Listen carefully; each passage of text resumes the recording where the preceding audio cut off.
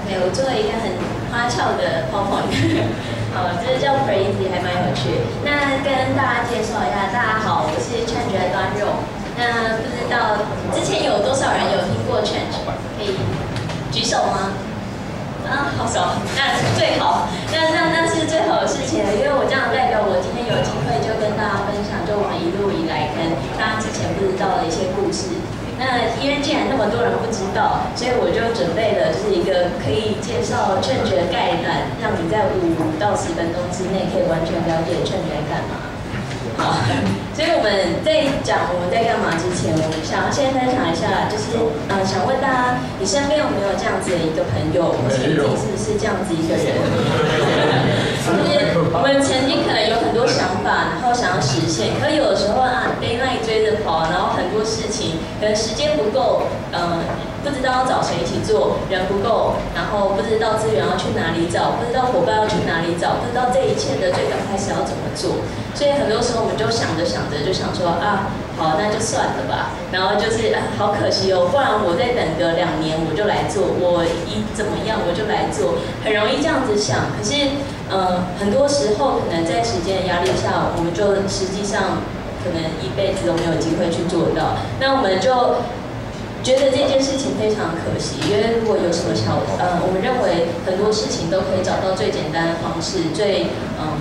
容易执行的方式去开始，所以我们很希望可以把这样子的概念推广给大家。那这就是为什么我们叫 CHANGEE， 就是希望 change things with Eagerness， 就是我们希望可以解决这个问题。我们希望这个地方是一个汇聚各种资源，然后提供一个很友善的环境，让想要做一些事情的人可以在这里开始执行他们的计划。那所以我们有什么呢？我们在做的事情，第一个是我们拥有一个很弹性的空间，就是像今天它是一个讲座，它也平常也是各式各样不同的形态。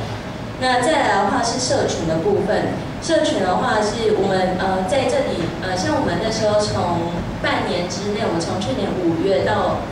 5月加半年的这个时间内，因为我是在那个时候做一个结算啊，然后我们就是大概有那个100多场活动已经在 CHANGEE 这边举办，那大概6、7千个人次是到场人次，那就是在这很短的时间内，我们很希望就是可以连接到非常多不同的社群，那这也是我们觉得 CHANGEE 最大的价值来源。那等一下会详细解释。好，然后再来是资讯的部分，就我们其实花了很多的力气，也在做资讯的部分。那我接下来一个一个简单的介绍一下。那这是我们在搬家之前的一个空间，然后这个空间里面其实大家也可以看到现在的空间跟以前的空间其实都会就充满着一个树的意象。这个没有拍出来，就是其实这个地板就是它是咖啡色跟白色，然后你从上方看的话，它是一个大树干，然后去切分每一个场域。那每个场域我们有设定一个在那边的人好像比较适合做什么这样子。那为什么会用树，或是大家看到这里很多树？其实是因为我们很喜欢树的概念，就树的年轮的概念，其实是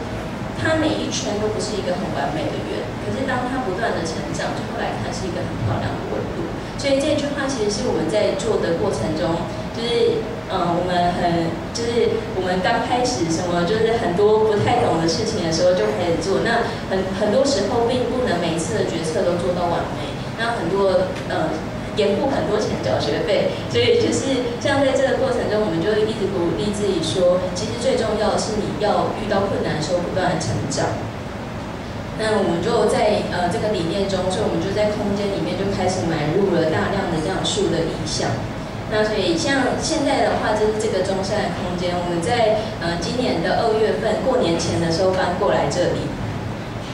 那在3楼部分就可以举办讲座各式各样，就稍微50人以下的的活动都可以在这边举办。那桌椅都是随意可以自由调配的。那4楼的话，其实还有一个小空间，那大概是15人左右的以下的工作坊可以在这边使用。那所有设计的要点其实都是非常自由的，像是我们在前面的那个空间，墙壁是全部都可以书写的，所以是方便可以大家直接在上面做讨论。好，所以空间的部分不是最重要。我们接下来介绍的就是我自己就是觉得我们最核心的价值就是社群的部分。那我们曾经办过的活动，就是我们从最早开始的时候，其实我们是从办音乐展演开始的，那就是办，一路办下来之后，就是中间遇到一些问题。等一下，我后面有一个选择题，就是大家可以选一下自己想听什么。好，那我这里就先介绍我们串联的社群，就是像一些 DJ 的社群，或是像我们自己也会主办一些音乐讲座的社群，然后这也是音乐讲座的，然后像有一些是跟生活旅游比较相关的摄影，那这个很酷，这是一个就是叫 Node 的聚会，那它就是大家会坐在这里写 coding， 就是很帅吧，然后就是对，然后我们现在就是像这样子的活动也有，就是像这个的话是一起，就主要还是由他们就是会写扣的人办，那我们就是提供场地，然后也增加这个社群的连接。那像这个是设计的讲座，那就是跟刚刚强哥分享一样是设计思考的。然后有一些就是分享，请讲再来分享经历自行的，然后旅游的，然后摄影的跟手作的工作坊，还有舞蹈的，就是大家可以看到我们的活动可能有一些会比较偏译文方面。那其实我们是在自己的喜欢的领域里面，我们会比较我们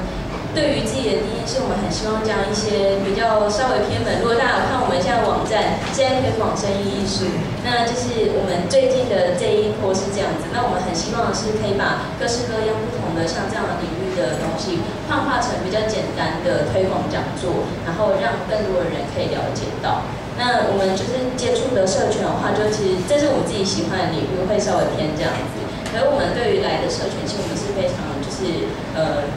大家都是很好，是非常有包容性的场地。那就是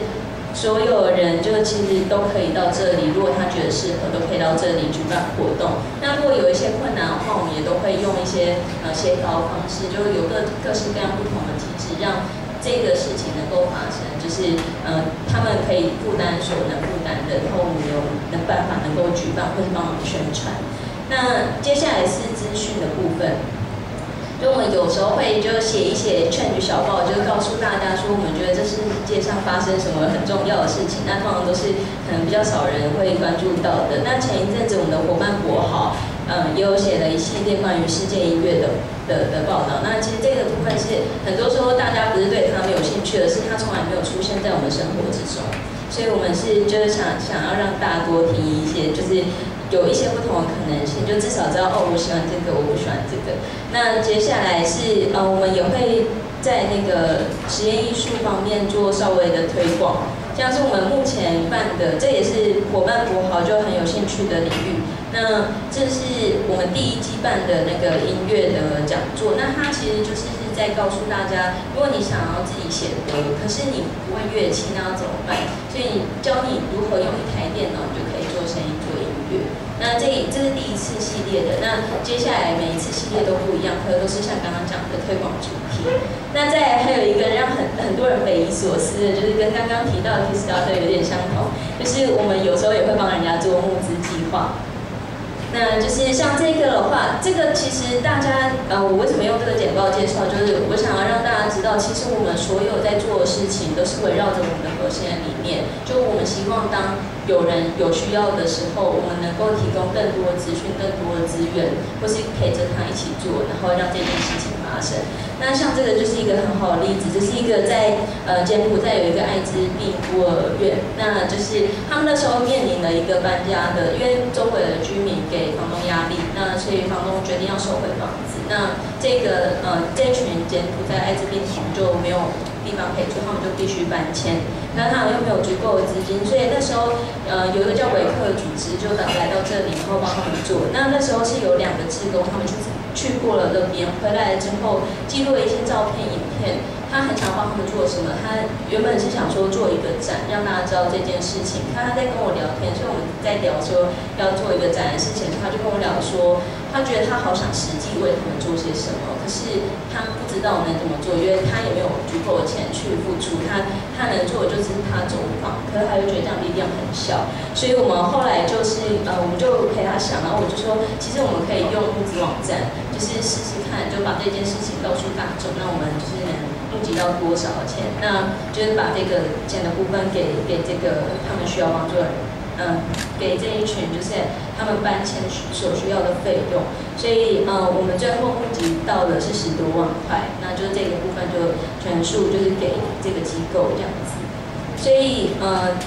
所以我很感动的是，他们原本没有想到，就是他们原本想做些什么，可他没有想到自己有多少能力可以做一些事情。那我们就是协助在这方面的，就是帮忙一起做这个计划，然后帮忙他们安排到很多像这样子的讲座去分享他们的计划，所以就很多人投入。好，然后还有一些像我们自己其实也用过募资计划，就我们搬家这一件事情，其实是也是被迫搬迁，所以是在一个很紧急的情况下。那我们那时候其实原本很多的那个装潢都投资在原本的空间里面，所以我们其实没有一个足够的经费能够搬家。那时候我们就自己筹了一个募资计划，是在5天内就募资到20万元。那这个部分的话，其实是想要告诉大家是说，其实这样社群的资源，其实它是一个很无限，可我就觉得它是一个很有价值的事情。所以这是我们CHANGEE一直在做，所以虽然我们都是从微薄的场地增加，就是收取收入，可是我们觉得我们自己的价值是在后面的这2项，尤其社群跟资讯的部分。那所以我们很努力的在做一些不赚钱的事情，希望我们之后可以建立一个这样的平台。那所以有了这3项资源，我们做什么？第一个就是做 coworking space。那为什么是做 coworking space？ 是因为我们觉得 coworking space 是它最大的价值来源是社群，它跟一些像 coworking space， 我简单解释一下，它就是让很多的创业的团体或是一些自由的创意工作者，他可以到同一个地方，然后一起 share 一些硬体的资源之外，他们彼此之间的力量是。就是大家可以想象育成中心，可它的重点不是这样的上对下的资源，而是在团体之间的激荡。那这是 coworking 最主要的核心价值。那我们就是串联了那么多社群之后，我们想做的事情是 coworking space。那我们也在这边开始试运，可是我们一直在找一个更大、更完整、不会受干扰的场地。因为没有钱，所以很多事情很困难。那就是这个是我们一直在努力的方向。应该后续在最近就会有一些消息，那就是大家可以在密切发我们粉丝团，叫 CHANGEE， 可以帮我们按一下赞。那在我们做的是什么事情？也是一个表演的平台，就是我们像做讲座，其实会希望是让不同的人知道一些不一样的新的资讯。那我们也会办聚会，聚会的话是让这些人彼此碰在一起，然后可能可以。见面的直接的交流是让他们可以之后如果有什么合作的计划是可以一起做的。那当然还有一些表演跟一些展览的部分。好，然后我们最后还做的是，我们会做一些像是帮产品价值的部分，然后帮一些创作者，如果他们有需要的话，我们会帮忙做，然后是整合行销这样子。那这大概是我们整体CHANGEE在做的事情，所以用一句很简单的话来总结它的话，我会说CHANGEE是一个充满可能性的地方，看你怎么样使用它。所以这是一个我们的简单介绍。好，那我接下来因为时间的关系，那我还有很多时间，所以我是说时间关系还有很多时间，所以我有准备了一些东西。那我不知道大家比较想听什么。我有2个方向，一个是说我会分享我们之前的一些小故事，然后整理成那个一些就比较以小故事为主的分享。那另外一个就是说我们之前过去的经验里面，我们会给如果想创业的人怎么样的建议。第一个的请举手，2个好，3个好，第2个的请举手。哦，太好了，因为反正其实我2个都有准备。对，好，那如果是给一些创业者的一些建议的话，那当然因为要兼顾彼此，我会带一点点小故事，可能比例会以那个创业者为重。好，那如果我最常被问到的是说，你觉得创业最需要什么样的技能？那我每次被问到的这个问题，我就苦思很久。最后我觉得有2个最重要的技能，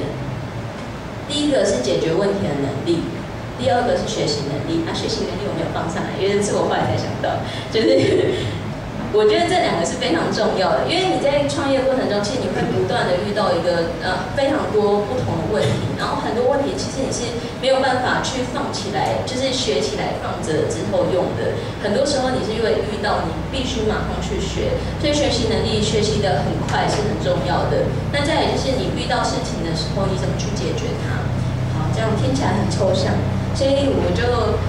举了一下我们之前的例子。就我们之前是一个我们在就是CHANGEE之前，其实从做表演开始。那个时候在伙伴的协助下，我们其实是在2月份的时候就已经表演一路排到7月。那时候我们才做了差不多3个月左右。那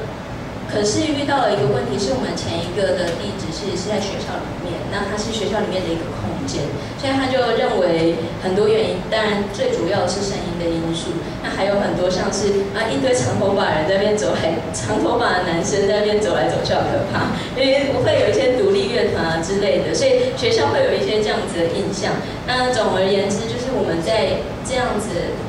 看似全部都要发展起来，因为排到7月，我们那时候很兴奋。可是他们就突然说不行，就是全部都不能断，但是全部都不能再举办了。如果继续举办的话，就是违约，那你就等等的。那我们就那时候想说就是跟房东关系很重要，那我们一定还有其他方式。那所以我们那时候就先没有举办了音乐表演活动。可是大家可以试想，就是当你在营运、你在创业，然后营运一个模式，然后你觉得已经开始获利往上跑的阶段，有人跟你讲说这条路不行的时候，其实是会很挫折，而且你的所有可能资金都还一样在那边。所以我们那时候当然想过很多条路像是搬出去，直接在另外一个地方做一模一样的事情，然后或是在里面然后做转型，然后还是做我们理想中的事情，不然就是放弃，就是这些路就是都有可能是可以走的路。那我们那时候去想的时候，其实那时候状况很悲惨，是我们公司已经没有钱了，因为就是因为后面被停办的时候是亏钱的，就停办之后就会亏钱亏个1-2个月，所以就有烧到钱。然后再来就是因为我们的伙伴就是那个时候比较忙碌，那就是最主要在那个时候的时候就只剩下就是我一个正职，然后2个 part time， 不是2个 part time， 就2个伙伴是可以分一半的时间在这里，那就是非常的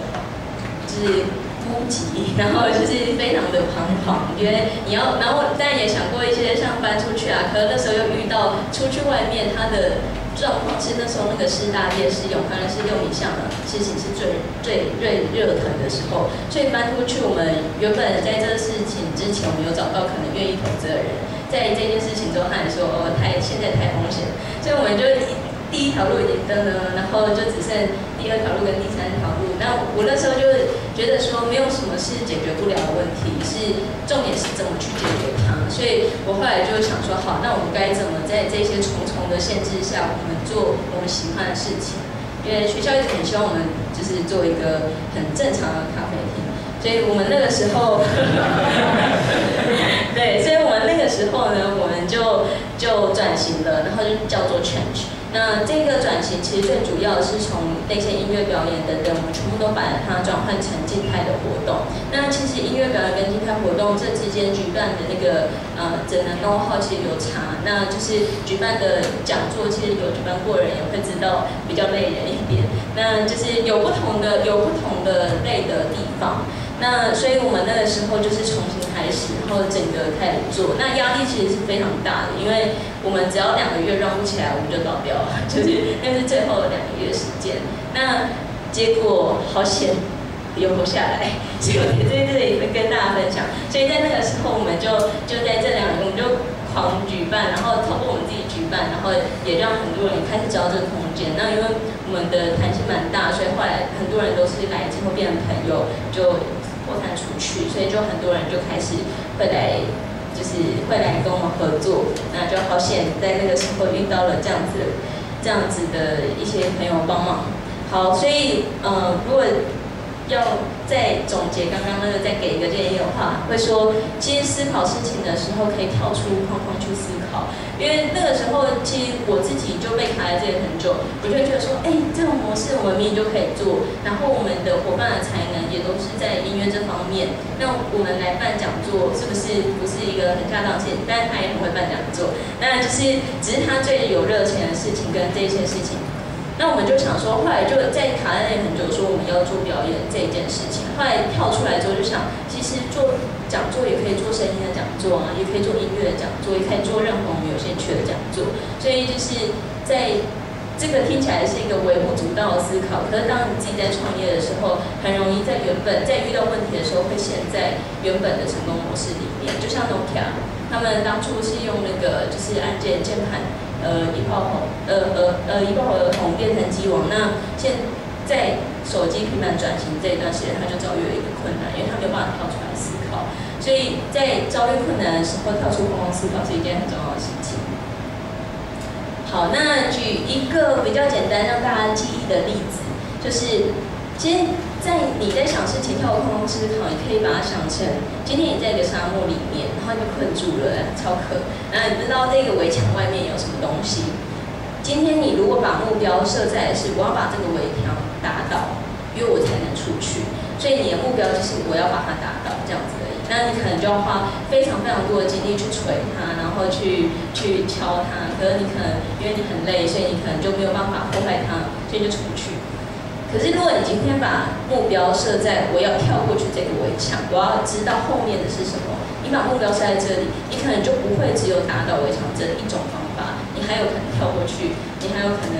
任何的叫飞鸟把你夹过去之类的，就是这个都是有可能的方式。可是，如果你把目标设定的在比较狭隘的地方，跟设定的在比较广的地方，它会有一个很不一样的结果，会影响到你整个思考模式。好，那接下来就是介绍一个小故事。再来就是可能大家创业的时候会比较容易遇到的问题是，很多人就会担心说，很多竞争者怎么办？或是如果现在已经正在创的时候，又跑出一个出来的时候，会担心这个问题。可是我不知道我这个想法是不是太过天真，他可能还要需要一些市场的锤炼。好，可是我自己的想法是这样，我觉得为什么这群人会在做同样的事情，代表他跟你有非常相近的喜好，就是你的这一位你认为竞争者的这个人，他其实是跟你很类似的人，你们才会做一样的东西。那既然他是跟你很类似的人，你应该是跟他变成很好的朋友才对啊。如果今天抛开所有的包袱，你跟他应该会非常的就是相投。那为什么加上这个包袱就不一样？那我自己会觉得说，其实很多时候不用把大家想象成是竞争者，应该把它想象成你的朋友。那当然他会share利润嘛，这是很实际的问题。那怎么做？你要想说，我自己的想法是说，因为其实今天这个饼如果就这么大，好，当然越多人分，就是大家就分越少嘛。可是如果我们今天把大家力量团结起来，这群喜好相近的人力量团结起来，把这个我们为什么喜好的这个东西告诉更多人，那这一块饼可能就变更大。那大家也是一样，你就是多了一个朋友，可你又不会少了利润。所以这个是我自己在面对就是像这样子的问题的时候，我的思考方式。我觉得很重要的是，就是不用去设限。那其实很多同业里面，你可以想到很多方式。你真的心态是这样的时候，你会交到很多跟你在做一样事情，可能你们是很好朋友，所以我们就很容易就是想到说，我们可以串联这几个资源，我们一起来做些什么事情。这样子的在推广给更多人就是我觉得速度是更快的，比起单打独斗来的好很多。那这个的话，我是就是不敢跟大家那么保证，就是说是不是一个创业成功的要领。其实我自己会觉得，在这样思考上面，就是帮助我很多。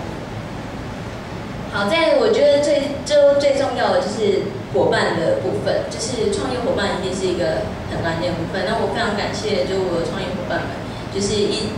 直以来就是很支持着我。然后我想要跟大家讲说，除了挑选到就是适合的正确，怎么挑选到适合正确的？其实你们可以先从一些小的 project 开始做，或你们先合办一些小的你们想要做的事情，你可能就很清楚这个人的做事方式是怎么样子。那你再来决定是不是要一起开公司还是什么，不要就是刚开始说我要开公司，然后找这样，因为可能你就不一定那么容易找到那么适合的。那可是找到了正确的创业伙伴之后，其实我觉得还有一个最重要的问题，可是最容易大家忽略，就是没有照顾到他们的情绪。那我讲一下我自己以前的例子。其实我自己以前是一个非常完美主义的人。那就是我看到了一个，就是像是任何一个就设计品，当然这个我非常满意啊，因为他把树的意象也融进去。就是像如果我遇到，就是我只是先放一下，就是先秀一下我们 logo。那假如说是像假如我们一般在设计品的时候，我常常就看到，然后我就会觉得说，哦，这个地方的字可以大一点，这个地方字可以小一点，怎么样编排可能是会最好的状况。所以我就会非常要求完美，非常要求细节。那这样的情况导致了，就是可能跟我合作的人是成就感是没有办法被满足的，因为他其实可能已经设计了一个80分或是85分的东西，那我也的确觉得85分，可是我觉得还有15分啊，为什么不努力？就是我会是这样的心态。所以当我这样的心态的时候，带给大家非常大的压力，然后大家在我身边做是可能没有办法那么有成就感。那后来我学到的就最重要的课题就是照顾别人的情绪。那怎么样照顾别人的情绪？你可以像是我举一个最大的反差，就是像原本可能有事情没有做好的时候，我就会很不开心，然后觉得说可能我不一定会骂人，可是可以看得出来我不开心，就是有细节没有做好，这样居然有细节没有做好，然后可是这样子的事情，就像我刚刚会带来这样的结果。那我现在其实中间经历了很多的转变，那我觉得最大的思考方式不一样是，像现在在遇到同样的事情，可能有一个小细节没有做好，我马上反思的是，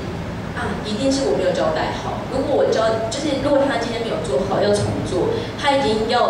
花了一段时间做了，然后又没有做好，所以他还要重做。他已经受了就是他还要重做，他已经够闷了，然后你还要骂他吗？这是第一个，所以我就不会想骂他。那我会检讨的是说，其实今天如果我在这里刚开始，我交代的够仔细、够清楚，他第一次做花时间就可以花在正确的刀口上了，不需要重做。那所以会造成这整个团队时间浪费，是我自己的问题，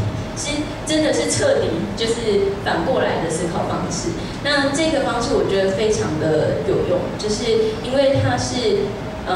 它有一种效果是，当今天有一个错误发生，大家都是急着承认自己的错，那就是会让整个团队的凝聚力非常非常强。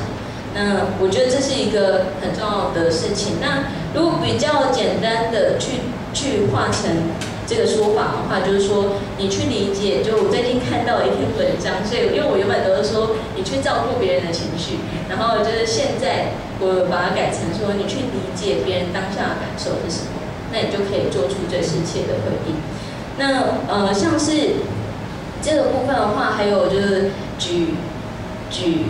为什么我会说照顾别人情绪才是解决真正的问题？就是当你今天像我原本的状况是，我把事情放成我的目标，所以我把事情做到100分是我要追求的目标，那我就往这边，没有到我就当然冲。那接下来我这个转变，其实最大的转变是我把伙伴的情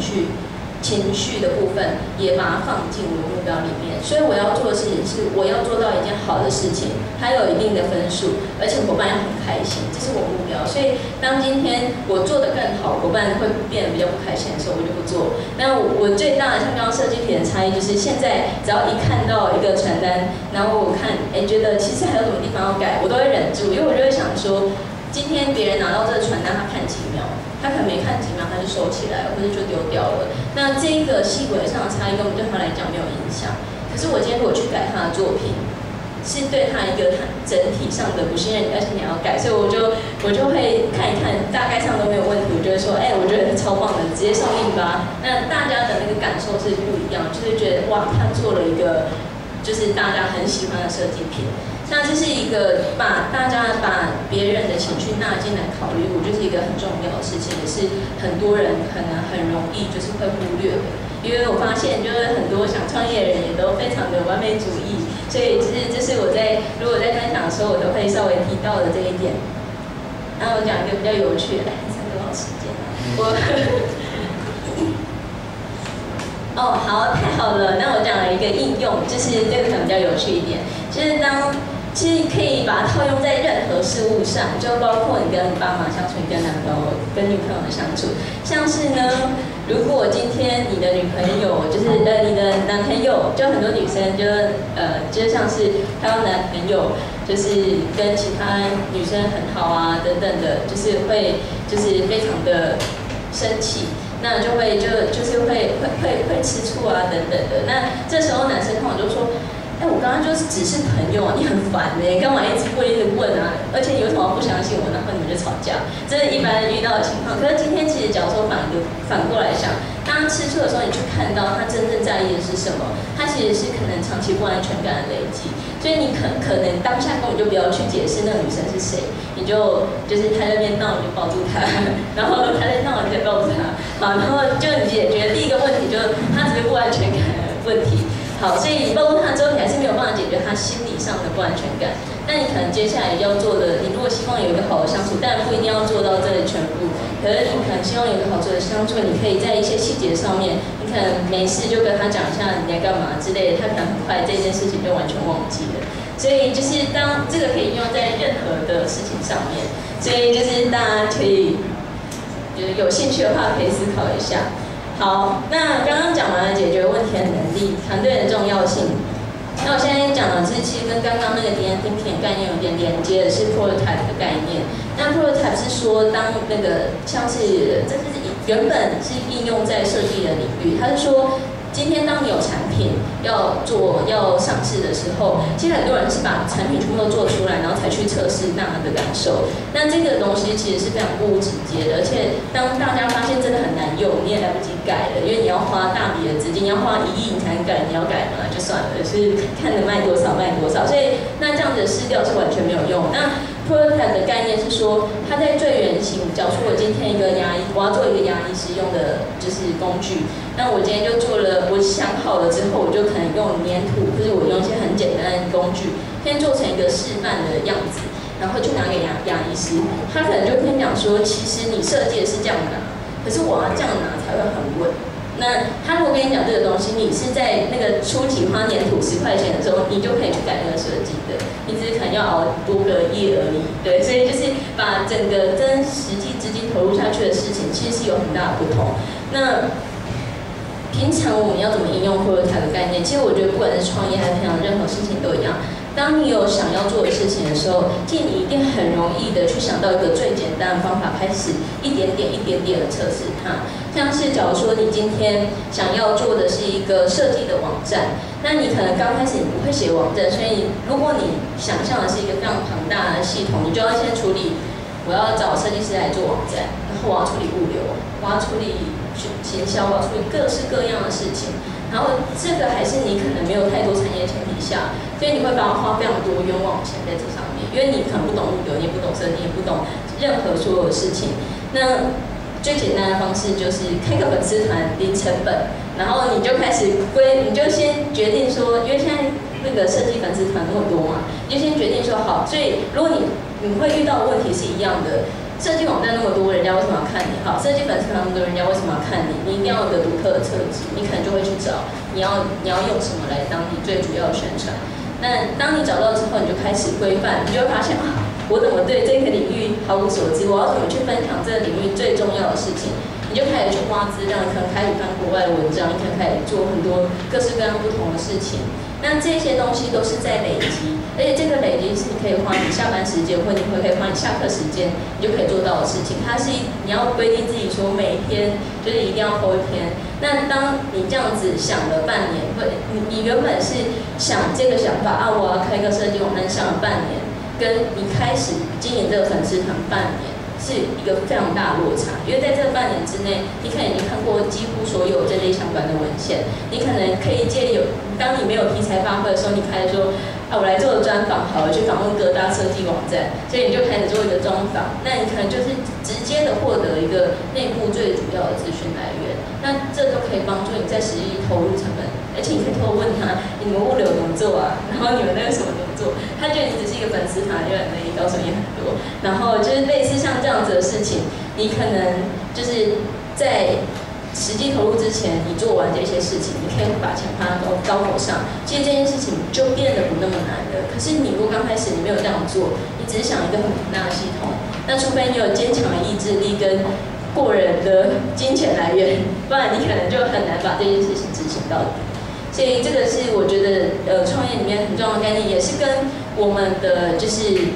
理念非常相近的，就是我们想要让大家可以开始做一点他想做的事情。可是当大家可能不一定那么容易的去想到最简单的方法的时候，我们可能可以提供不一样的想法，是我们可能可以在这方面一起做一些事情，或者当你有伙伴的时候，你可能就也比较有信心。好，那说了那么多，还是这个是另外的再提醒一个，是说虽然做了那么多，就是有什么想法要试试看。可是我觉得最重要的前提还是你必须先做很多功课，了解这个产业在干嘛。对，因为这件事情是非常重要。因为很多人就会说，有什么想法要试试看，然后就非常多人跳进去，然后就死掉了，就是因为他们没有做好功课。就是因为这个的鼓励想法，它是有前提的。如果你可以他鼓励大家启动是没有错的。可是你启动之前，你可以做的其实有很多，然后你去调查一些资料。很多的资料来源都是零成本的。那甚至假如说我不知道在座有多少学生，那只是说像假如说是学生的话，我都会告诉他说，其实实习的经验，很多人去一些公司实习，尤其大公司，是一个非常在做打杂的事情，就几乎所有的实习生都在做打杂的事情，因为很少人会愿意把很多的教育资源花在身上。可是我觉得这还是另外一个，这是其中一个想法。可是你换一个角度想。如果今天你是这个公司的实习生，你去投你喜欢的产业，你去里面待半年，因为实习生没有压力嘛，你就去里面待半年。这半年期间，你可能平常做打杂代表什么？你脑子是放空的。那所以你脑子放空，你就拿来想这个产业的事情。所以你就去看为什么这个主管要这样做，为什么他们大家都要这样做，为什么我这个产业会有这个规范？然后你就有这个东西，你就当一个很烦人的好奇宝宝一直去问，那你就会问出你可能觉得满意的答案，或你可能觉得明明这就可以突破。如果你问到一个明明这就可以突破的答案，你就找到一个新的商业成功模式了。好，谢谢大家。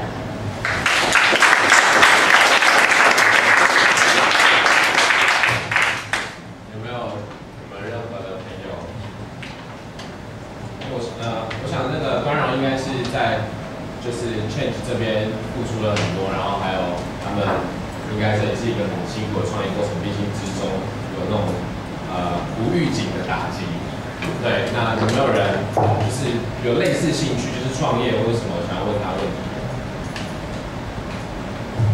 如果没有，这个放在这里很久，大家可以帮我们按个赞。没有了，大家可以想一想。那我问一个问题哈，有没有一句话可以给那些想做但是还没有开始做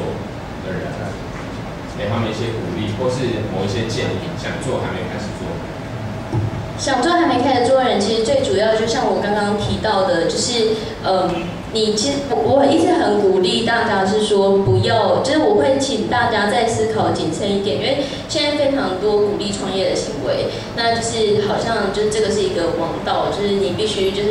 抛开所有东西往前冲你才会赢。可是其实这个东西其实大家要想到100个成功的公司里面，有100个公司里面可能有98个是失败，有2个才是真的活下来的。那所以它后面有非常多的风险要去考量。那当然，这除了产业的风险之外，最主要你还要考量到你自己的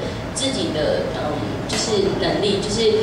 能力是指包含你所有的背景。像假如说你今天的家庭状况可能目前遇到了一个危机，那你现在可能就不是你最适合的创业的时机。可是大家都会有一种想法，是说我现在想到这个，我好想做做看。所以通常都是这种想法才会让大家切割一切跑出去的。可是当今天假如说你的家庭环境可能是需要你拿钱回去的等等，那这不是一个很好的创业环境，因为你会在初期承受太多的压力，可能会导致你的决策是非常就会偏掉的决策。那这个时候我就会比较建议，像刚刚大家讲的，其实有非常多取得资讯，你了解你开始的那个第一步，其实不是你设公司的第一步，你开始的第一步是你开始去找资讯，你开始规定自己作业，就像你创业一样。你开始做这些事情，而这件事情是你可以在领一个正常的薪水拿回家里的时候，你下班还可以做的事情。所以这件事情才是，也许你其实已经开始创业了，只是你还没开那个公司。那如果你要做更多创业的事情，你把那个像这样子的事情，你累积到一定程度，你也可以去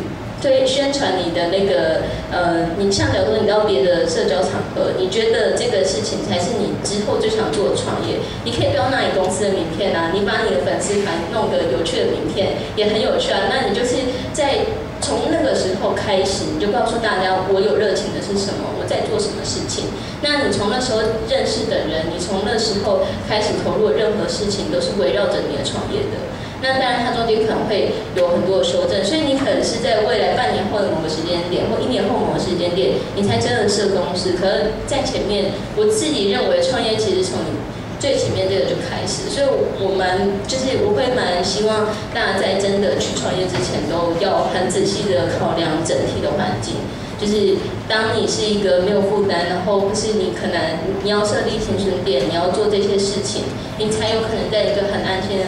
也不能太安心，太安心的死掉，就是你才有可能在一个稍微好一点的创业环境里面，然后做你想做的事情。所以一句话就是多做功课，然后接着还是要 action。对，就放手做，行动力很重要。